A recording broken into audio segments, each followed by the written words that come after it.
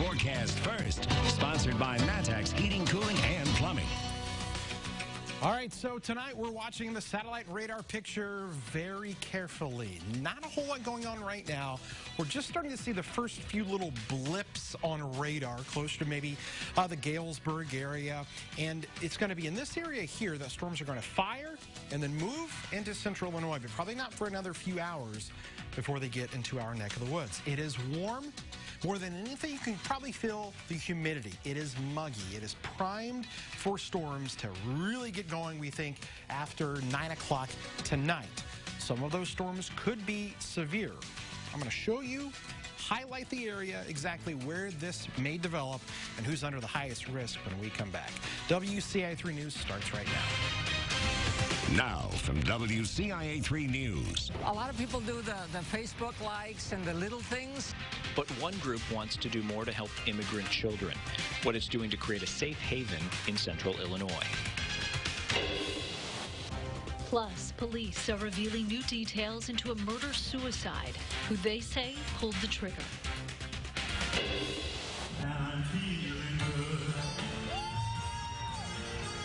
And you might not expect to get famous by singing karaoke, but one man in central Illinois just might. You're watching your local news leader. This is WCIA 3 News at 6.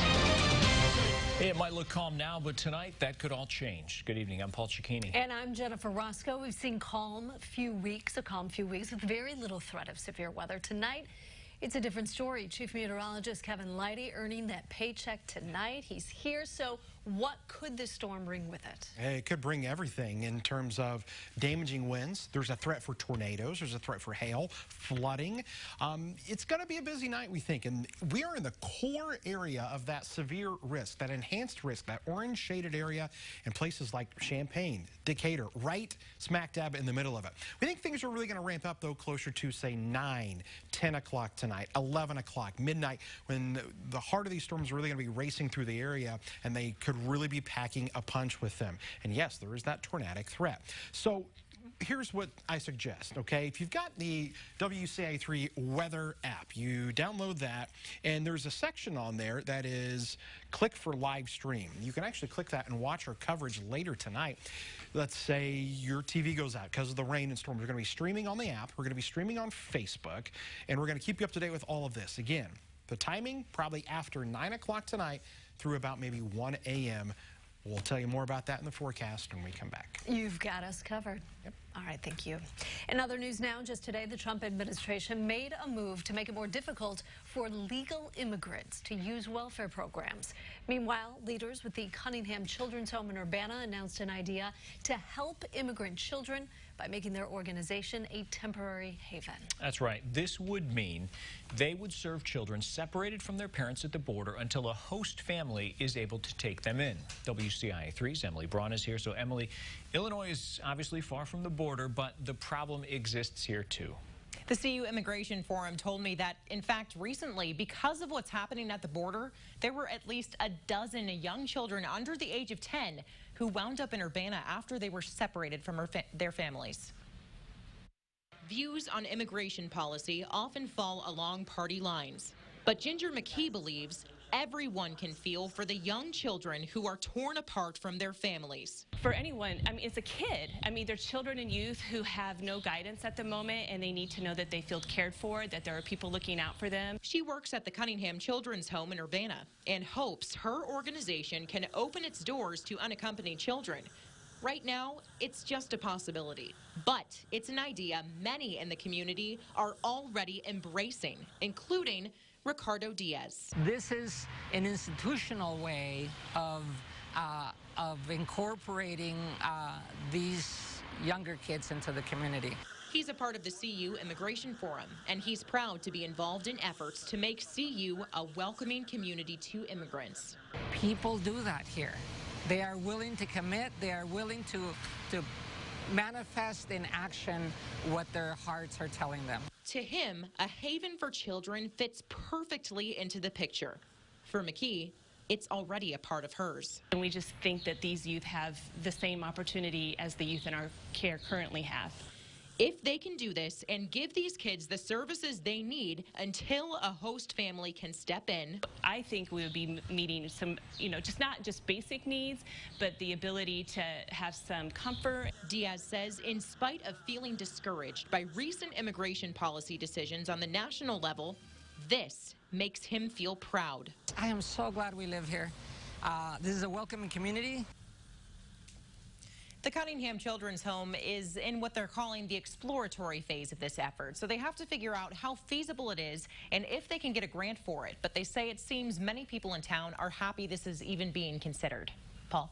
Well, it's always nice to be able to offer a helping hand. Emily, thanks.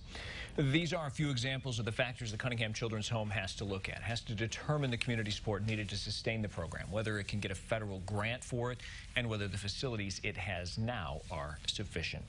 Here's an update. Mattoon police have confirmed the husband was the shooter in a murder-suicide Friday night. Investigators were called to a house at Oklahoma Avenue and Woodlawn shortly before midnight.